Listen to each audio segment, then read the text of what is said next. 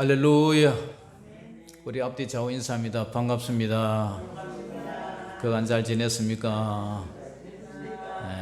참 얼굴 보니까 반갑습니다.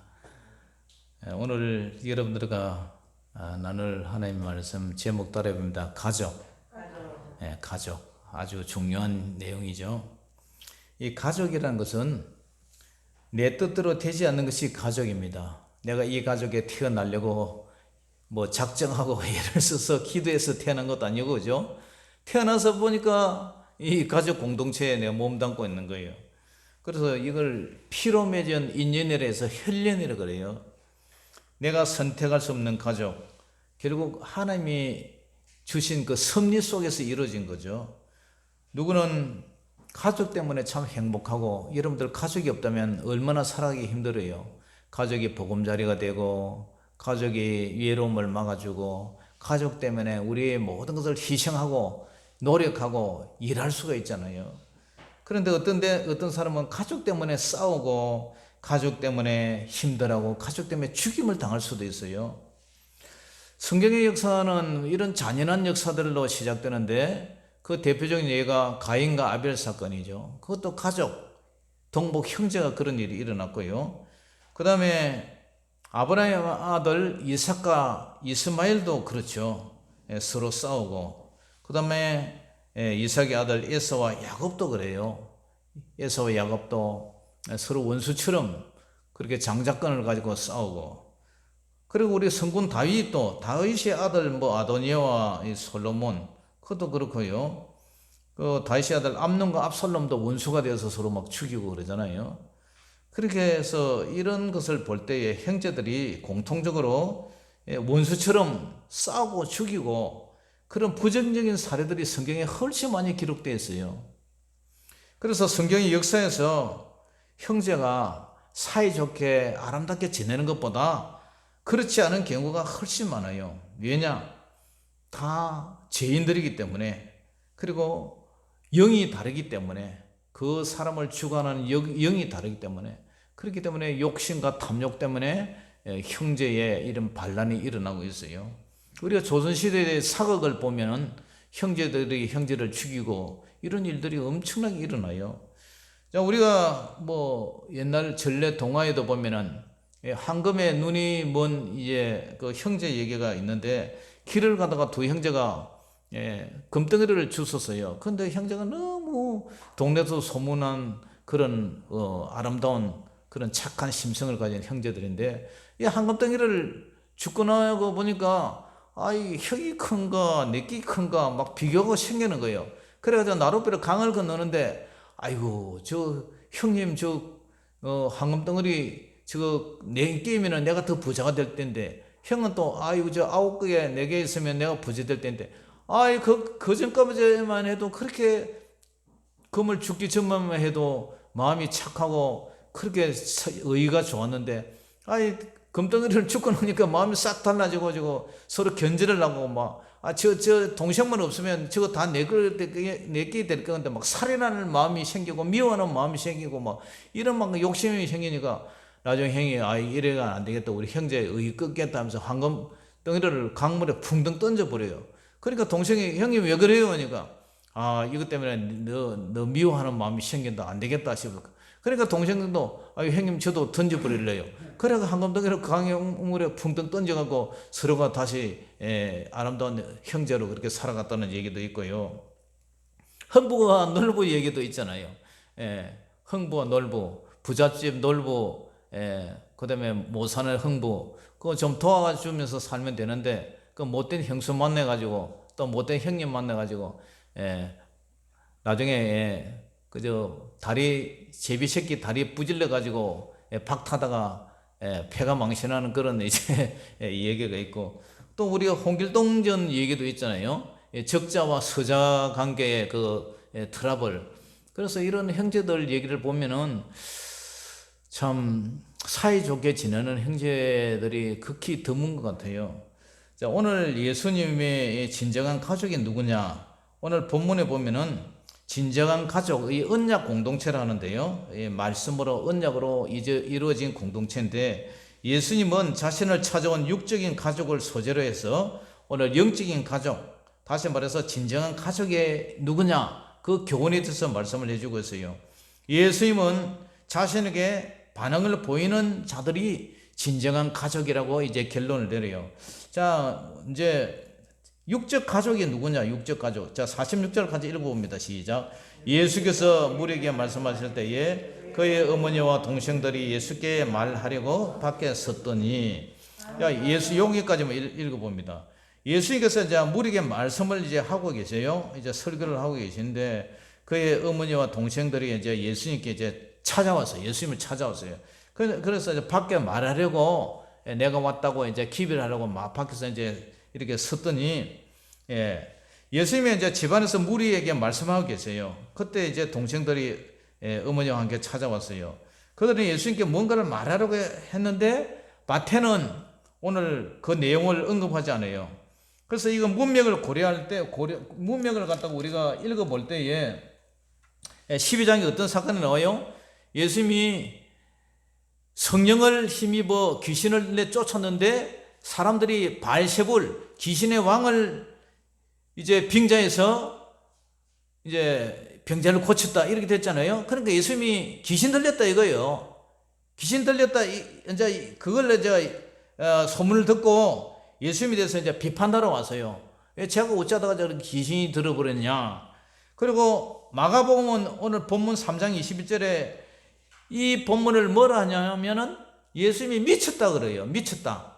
그러니까 마가복음 3장 21절에 이렇게 나와요. 예수의 친족들이 듣고 그를 붙들러 나오니 이는 그가 미쳤다 하밀러라. 그러니까 예수님이 귀신 들리고 미쳤어. 이제 걱정이 되니까 이 가족들이 예수님을 찾아가지고, 야야, 네가 왜 미쳤나? 왜 또라이가 됐냐? 왜 네가 저 귀신이 들렸느냐? 이제 그가 이제 따지러 이제 온 거죠. 물으러 온 거죠. 그래서 예수님은 이제 그 요셉의 그 장남으로서, 육신의 그 아버지 요셉의 장남으로서 가족에 대한 어떤 책임을 지셔야 했죠. 따라서 예수님이 가족이라 돌아오기를 바라고 있었어요. 그러나 예수님의 어머니와 동생들은 많은 무리들 때문에 안으로 들어갈 수가 없었어요. 이때 한 사람이 예수님께 나와 예수님의 어머니와 동생들이 밖에 있다고 이제 말을 한 거죠. 자, 뭐라고 얘기해요? 47절 시작. 한 사람이 예수께 여짜오되 보소서, 당신의 어머니와 동생들이 당신께 말하려고 밖에 서 있나이다 하니. 자, 이와 같이 부모님으로부터 한 배를 타고 났는데 이걸 동복 형제라 그러죠. 한 가지 배, 동복, 이 어머니 배로 타고 났는데 이 형제가, 자매가, 우리가 말하는 그냥 형제 자매, 육적으로 이제 형제 자매죠. 아까도 말씀드렸지만 이 형제 자매는 내가 선택해서 되어진 것도 아니고 천련적으로 내가 태어나 보니까 그렇게 된 거죠. 그래, 하나님의 섭리로 맺어진 가족이죠. 그래서 이 가족이 이해타산 때문에, 이 형제가 형제를 이렇게 멸시하고 천대하고 구박하고 모멸감을 주고 욕을 하고 그러면 안 되죠. 동생이 형수에게, 동생이 형님에게 쌍욕을 해서도 안 되고, 서의를 거슬려서도 안 되고, 그죠? 용산시계꾼도 순수가 있고 소똥도 계층이 있다고, 그 하나님이 맺어진 그 혈련을 가지고 거꾸로 반역을 이렇게 하면 안 되죠. 이번에 대선에 나오는 그분도 아주 입이 아주 더럽죠, 그죠? 그러니까 그런 사람들 참 도덕적으로 윤리적으로 우리가 한번 생각을 해봐야 돼요. 그 다음에 우리가 영적 가족이 있어요. 영적 가족. 그러나 뜻밖에도 예수님은 누가 내 어머니며 내 동생이냐 이렇게 말씀을 하세요. 자, 48절부터 읽어봅니다. 시작. 말하던 사람에게 대답하여 이르시되 누가 내 어머니며 내 동생들이냐 하시고 손을 내밀어 제자들을 가리켜 이르시되 나의 어머니와 나의 동생들을 보라. 누구든지 하늘에 계신 내 아버지의 뜻대로 하는 자가 내 형제요 자매요 어머니라 하시더라. 예수님은 어머니 마리아에 대한 거기까지. 자, 여기 보니까 말하던 사람에게 대답하여 이르시되 누가 내 어머니며 내 동생들이냐. 손을 내밀어 제자들을 가리켜 이르시되 나의 어머니와 나의 동생들을 보라. 누구든지 여기는 저도 포함되고 여러분들도 포함되고 이 세상 모든 사람들이 누구든지 여기에 다 포함되어 있어요. 그래서 하늘에 계신 내 아버지의 뜻대로 하는 자가 내 형제요 내 자매요 어머니라. 그렇다고 해서 예수님이 육적으로 어머니에 대해서 효도가 없고 효심이 없느냐? 아니에요. 예수님이 십자가에 달리실 때에 마지막에 제자 요한에게 어머니의 신변을 당부하는 대목이 요한복음 19장 26절 27절에 나와요. 예수께서 자기의 어머니와 사랑하는 제자가 곁에 서 있는 것을 보시고 자기의 어머니에게 말씀하시되 여자여 보소서 아들이니이다 하시고 또 그 제자에게 이르시되 보라 내 어머니라 하신대. 그때부터 이 제자 이 요한이 자기 어머니 마리아를 자기 집에 모시고 봉양을 했단 말이죠. 마지막 십자가에 돌아가시기까지 그 연약한 어머니의 노후를 이렇게 책임을 져 달라고 이렇게 부탁하는 그런 예수님이에요. 그러니까 오늘 예수님은 자신의 말씀에 대해 호의적인 반응을 보이는 자들이 자신의 가족이라는 거예요. 여기서 예수님은 누구든지라고 얘기를 하고 하나님의 뜻대로 행한다는 것은 예수님의 삶을 통해서 명확히 예시되고 있어요. 예수님은 하나님의 뜻에 순종하여 이 땅에 오셨고 십자가에 고난을 받으시고 십자가에 죽으시고 이런 순종이 그의 제자들에게 제자들도 그렇게 살아라고 그런 사람이 진짜로 내 가족이고 형제고 자매라는 거예요. 그러니까 형제 자매들이 영이 다르면은 아버지 뜻대로 살 수가 없잖아요. 하나님을 아버지로 모시고 우리는 예수님을 큰 형님으로 모시고 다른 그리스도인들과 여러분들과 저와 서로 형제 자매로 한 가정을 이루어요. 이 교회 공동체를 이룬단 말이죠. 그래서 하나님이 공급하시는 양식을 먹고 오늘도 우리 생명 양식을 먹고 있잖아요. 말씀을 통해서. 그리고 하나님의 말씀을 가정의 규범으로 삼고 성령님의 인도와 보호를 받으면서 사는 거예요. 이게 뭐예요? 이게 영적인 가족이에요. 영적인 가족. 자, 그러면 두 번째로 교회란 무엇이냐? 교회가 뭐예요? 가르칠 교 뭘 해? 가르침을 위해서 모인 무리. 우리가 한자로 따지면 그렇게 얘기를 하는데 하나님을 아버지라 부르고 예수님의 보혈로 제사함 받고 성령님의 교통을 통해서 같이 예배드리고 같이 먹고 같이 즐거워하고 함께 즐거워하고 함께 즐거워하는 자들과 함께 즐거워하고 우는 자들과 함께 우는 것. 이것이 교회의 성도들이요 형제 자매들인 것입니다. 우리는 이 땅에서 함께 피를 나눈 형제딸이에요. 예수님의 보혈의 피를 통해서 우리는 영원한 천국에서 영생을 누리며 영원히 함께 살아갈 하늘에 속한 자들이에요. 어디에 속한 자요? 하늘에 속한 자. 그러므로 우리가 진정으로 예수님의 가족이요 형제 자매들인 것입니다. 어제 밀양에서 사촌 형님이 이제 돌아가셨다고 연락이 와서 갔다 왔어요. 그래가지고 이 고향으로 온다 그래요. 그 전에 아프다 했을 때 내가 한번 창원에 방문을 한번 하겠다니까 코로나 때문에 못 오겠대. 오지 말라는 거예요. 그래서 안 갔는데 어제 이제 돌아가셔서 가봤더니 이제 뭐 불교식으로 뭐 목탁 소리가 나고 이제 뭐 이렇게 수박도 갖다 놓고 이렇게 해가 촛불 켜놓고 뭐 절하고 이래 하는데 불교식으로 하고 있더라고. 그래가지고 제가 하원을 하나 보내드렸는데 세상에 쓸 말이 없더라고요. 뭐라고 써요? 그래서 사랑합니다. 편히 가소서. 왜냐 이제는 다시는 만날 수가 없으니까 영생과 영불로 이제 나눠지니까 다시 만날 수가 없잖아요. 우리는 천국에서 다시 만나지만 이제 뭐 안 믿다가는 그 사람 뭐 만날 수가 있어요. 그래서 사랑합니다. 편히 가소서. 그래가지고 이제 식사하고 얘기하는데 보니까 이상해요. 제가 옛날에 직장 생활할 때에 그 선산을 다시 그 형님하고 저하고 반반씩 공동 부담을 해서 그 땅을 하나 사놨거든요.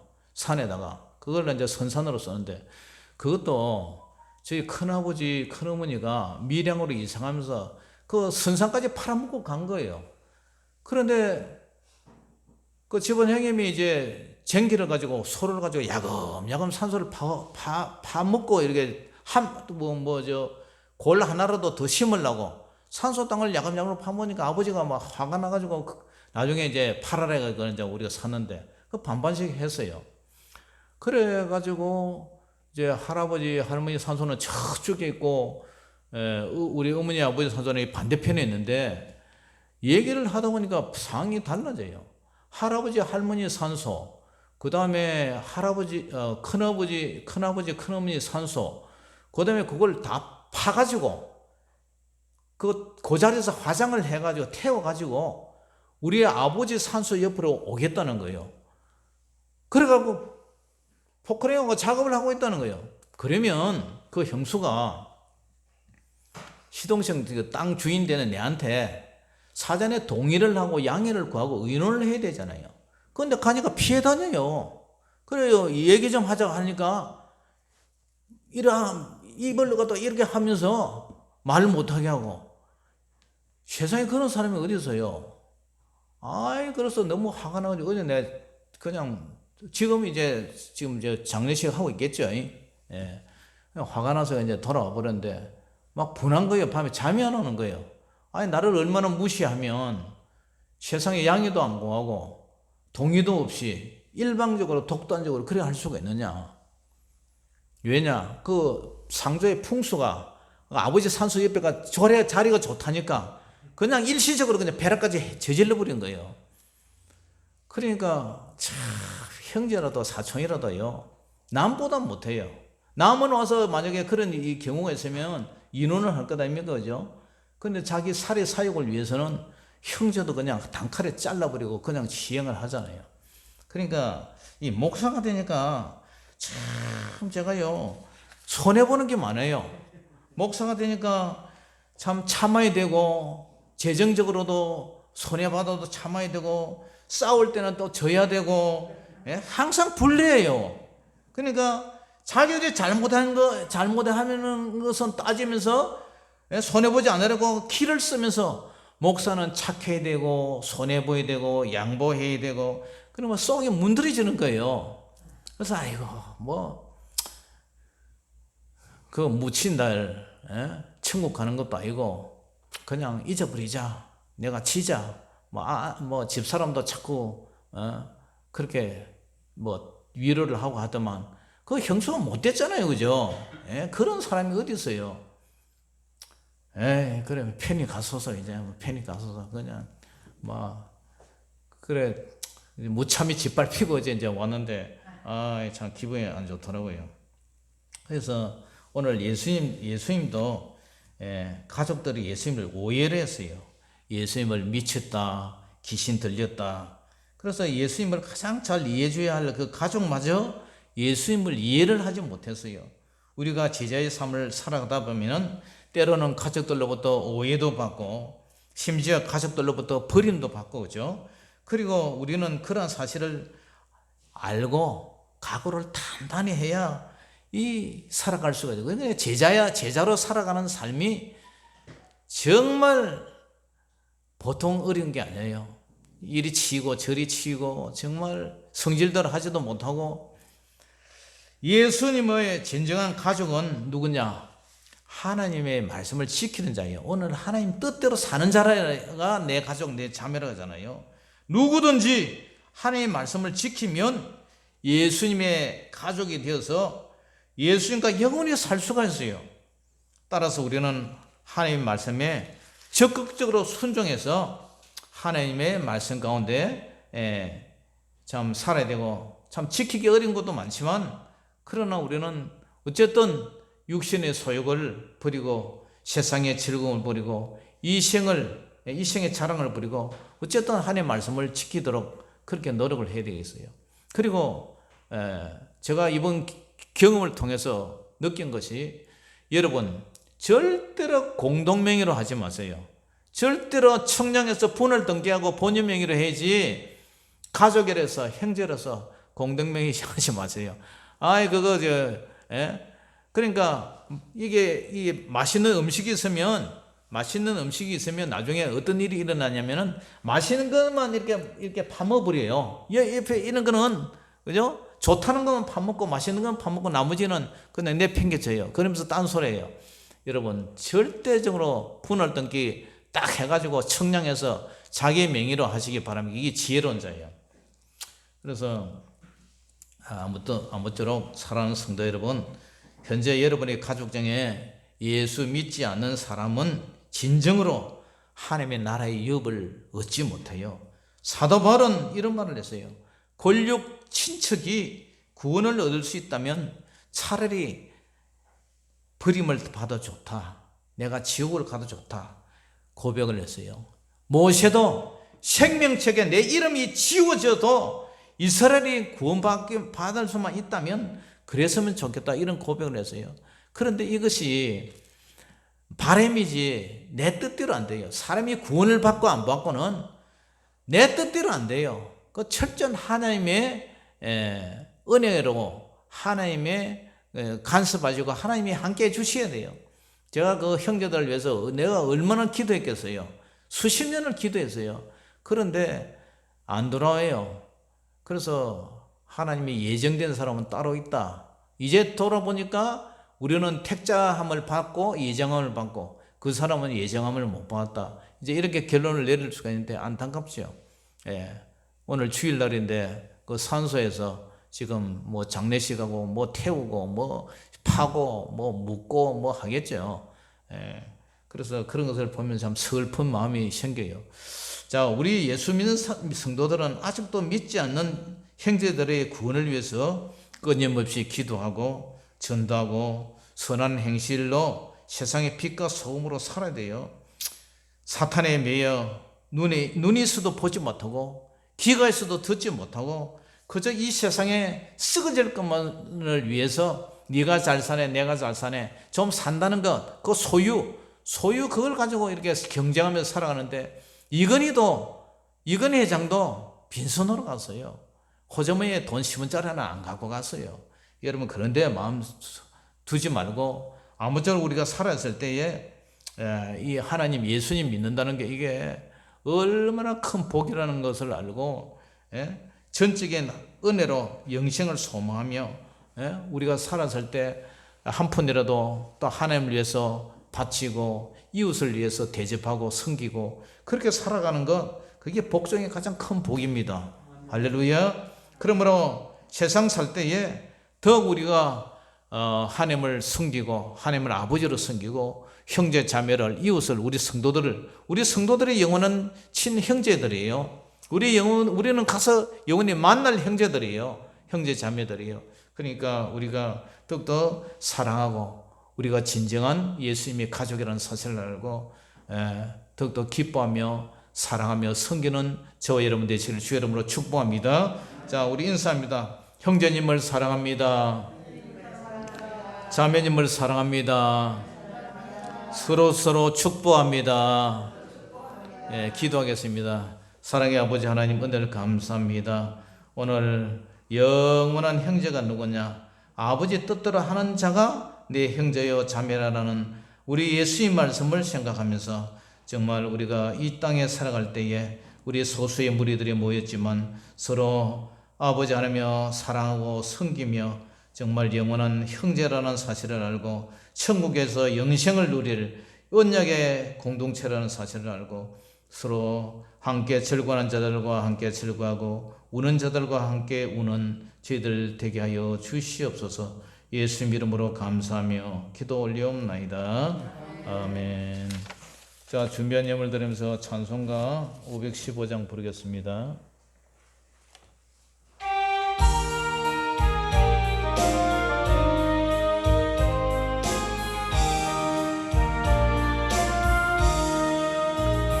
눈을 들어